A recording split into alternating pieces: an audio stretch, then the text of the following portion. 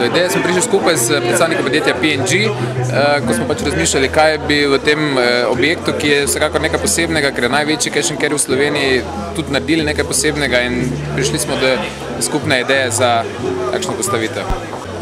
Postavili so labirint zaposleni. Koliko je rekord danes se postavil? Mislim, da je 120 palet. 120 kubičnih metrov praška, s tem, da mislim, da bi vsaka slovenska družina lahko prala 2 pralna stroja perila s tem praškom, ki je tukaj. Omenjali ste tudi dobrodelen pomen te akcije? Ja.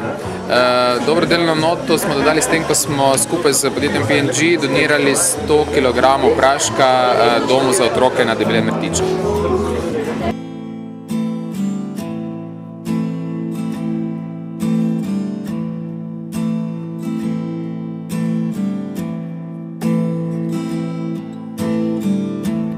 Bistvo vesolja je tam, v veselem delu je zunaj burja in v nesrečo skoraj ne padeš sam, ker si pač zapravil zadnjega jurja.